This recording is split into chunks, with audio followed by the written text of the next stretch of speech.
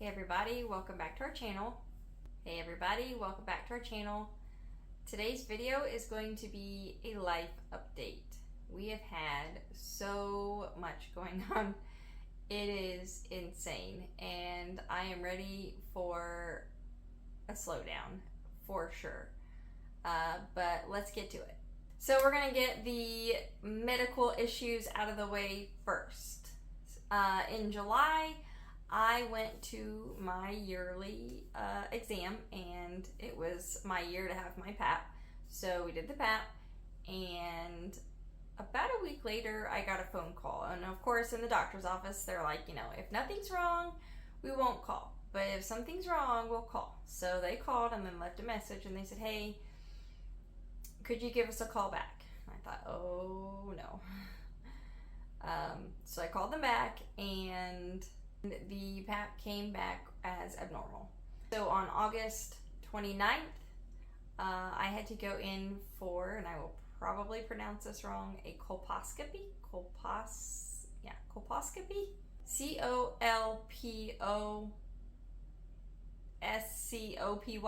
Colposcopy. Yes, I think so. And so what they do is they basically look at your cervix underneath a microscope, and then they put a solution on it that basically brings out any abnormal cells or abnormal spots on your cervix.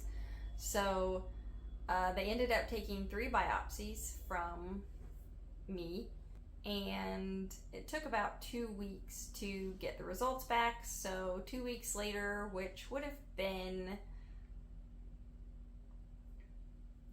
September 12th, went back in at 10:30 in the morning, and although the biopsies were not positive for cancer, thank goodness, they were positive for abnormal cells that could become cancerous. So on September 26th, I have to be there at 7:30 in the morning, and my surgery is at 9 o'clock in the morning. So they will do a LEEP procedure, which is basically a wire, like a looped wire, that they go in, and it has electrical currents, and they run it across your cervix, and it removes the bad cells. They'll have to do it a couple times during the procedure, and I googled it, so I don't know how true this is, but it says that it only takes about 30 minutes for that, and I will not actually be under to where I need to be intubated, but I will be asleep and not remember the procedure at all. So I'm pretty nervous about that. The last time I was under for surgery, I was about 7, and it was for my tonsils. So it's one of those things where if I don't have to go under and I can be awake for something, I would rather do that. But in this case, this was not an option, unfortunately. So we're just gonna roll with it and say some prayers, and everything will be fine. I know it will be fine. I'm still gonna worry, but I know it will be fine. The great thing about this procedure is that once I'm awake enough, I will be able to go home that same day. So my husband's gonna take me in and take me home. And there's only 3 restrictions that I will have, and that's only for a couple of weeks. The first one being my husband will be unhappy, no sex, no lifting over 20 pounds, so my daughter will be unhappy. And then Mama's gonna be unhappy about the third one, which is no baths. I am a bath person for whatever reason. By the end of the day, my body aches, and I just love to take baths. So thank goodness if you haven't seen it yet, check out my last video, and that is on our homeschool update. But some things that the kids have been doing is the last 2 weeks they took swim lessons at Wabash College. Our town, Crawfordsville, Indiana, is known for Wabash College. It is a all-male college. But as a fundraiser, every fall and spring, they do swim lessons for the kids. Now, Kenzie doesn't know how to swim at all. Keaton is a pretty strong swimmer, so they were teaching him different strokes and things like that. Also, Cub Scouts has started up for Keaton. It usually only goes from when school starts, so August to like December, because then it's to the point to where it's too cold to really be able to do much of anything outside. And then of course there's nothing over the summer until you get older, like in the Boy Scouts. And then Kenzie has decided that she would like to try Girl Scouts, so we were able to find a Girl Scout group for her as well. We did miss the first meeting for both of them due to swim lessons, but we will catch the next ones. I am still working for Pizza King. I've ventured away from working at Penguin Random House. A couple of reasons. Medical reasons. It's very physical, depending on where you're at. And I've had a lot of issues with my hands. The joints hurt, and I've had x-rays taken of them and they're not arthritic, and there's supposedly no signs of carpal tunnel or anything like that. And then there's times where my neck hurts and my back hurts, and again, at the end of the day, all my aches and pains.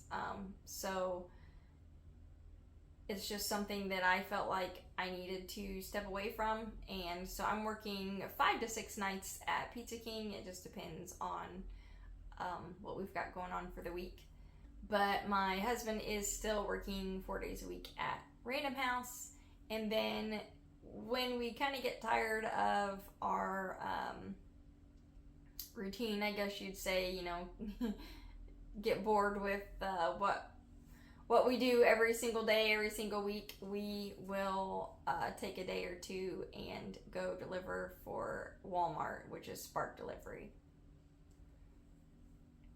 The second reason that I really like Pizza King is that I don't usually have to go in until 4 or 5, and so that gives me plenty of time to do schoolwork with the kids, and it's really working out doing school with Kenzie in the morning and then Keaton after lunch, unless we really have something going on that we need to get both of their schoolwork done before a certain time.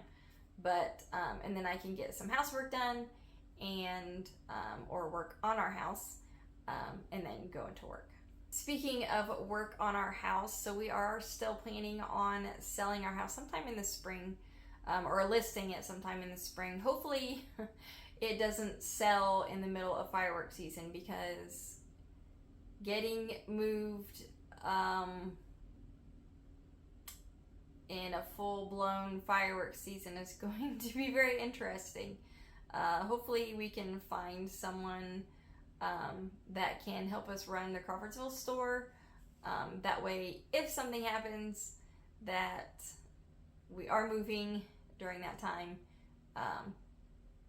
either Ty or I can work on that and not be at the store all the time. Right now, we are trying to get as much of the outdoor stuff finished as possible. It is September. Winter is approaching quickly, unfortunately. And there are a lot of wooden features on the outside of our house that in the 9 years, almost 10 years that we've lived here, has been neglected and never repainted, so they are chipping. And so I'm going through and getting all the loose paint off and repainting everything. And I if you hadn't seen it, I did reglaze some windows. We have very, very large windows on our front porch, and they needed new glazing around the bottom where it holds the glass in. So I YouTubed the heck out of that and got through it and got it done. I do have one more window to do, but we were able to take the pieces out and I can lay them on some sawhorses and work on those and get those done as well. My biggest issue is going to be that we have decorative wooden pieces that are up in the overhangs of our house, and I don't do heights, so unless I can find someone that we can pay to go up there and scrape and paint them, I'm gonna have to do a lot of praying and hoping and praying that I can get up there and do those, because they have to get done. They have to. If somebody comes in with an FHA loan or something like that, there cannot be any chipping paint on the house. So it has to get done. So we'll see. I'll give you an update later on down the road. Maybe a video, because it might be entertaining. We'll see. The other things that we need to get done is we are working on new landscaping in our flower beds. We pulled up all of the underlayment. We had just used some cheap stuff from Home Depot, and so we went a little bit more expensive route. It's a lot thicker. And then we are doing new edging. It's a rubber edging, and it stands probably about that tall, maybe 2 inches tall. And then we took up all of the mulch, which if you haven't seen that video either, go back into the videos and you can see me removing the mulch and putting dirt down to help keep the water out of our basement. And then once we're finished putting on the edging down, we need to put rocks in it, because we have a lot of stray cats around here and they like to use the mulch as a litter box. So we're just gonna go with some decorative rocks in the flower beds with some flower pots and stuff. And then let's see what else. We need to replace our mailbox. About 3 or 4 years ago, we had a snowplow take out our mailbox, and we just took a 2x4 and cut it in half and literally screwed it all back together. So we've had this pretty janky mailbox for several years now, so we need to replace that. So then once we do that, we have a few spots that we need to dig up and replace in our sidewalk. So down by our mailbox, it's all chipped up and there's grass growing through it and everything, so we want to repour that. And then we have a sidewalk going out of our breezeway, and it's sinking, so, and then it's busted and in 2 pieces, so we need to pull that up and repour that part as well. And then we need to get gravel for our side drive. We don't really have a drive up to our house. It's like on the side of our house. It's kind of weird, but it works. And then I think that's pretty much it. We want to replace our front door. We have some windows upstairs, 3 windows upstairs that we need to replace. But to me, I consider that interior things.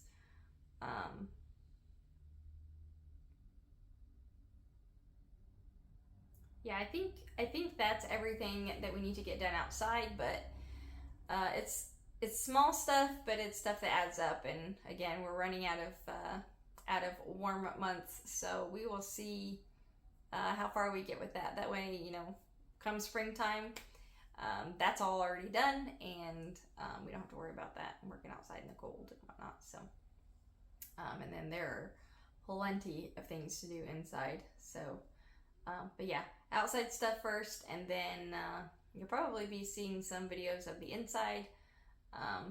We still have to work on putting our half bath in upstairs. Again, replacing windows, some doors, repainting all of our trim. I painted it several years ago, but I never clear coated it, so it didn't hold up with the kids bumping into them and stuff.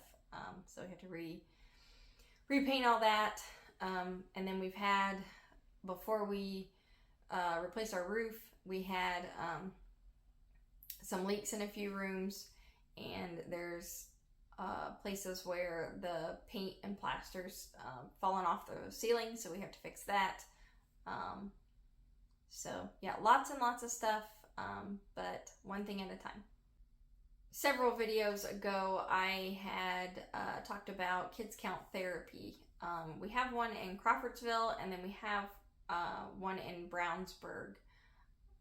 Unfortunately, we can't go to the Crawfordsville one, so we had to drive 45 minutes to Brownsburg, Indiana, which isn't too horrible, but this winter, it will be interesting. Hopefully we can do some Zoom therapy sessions, especially if the weather gets bad, because we have to jump on the interstate, and really don't want to have to deal with that. But he's had 2 sessions with them so far, and a lot of their sessions involve play, so playing games and different things like that, and then just kind of talking in between.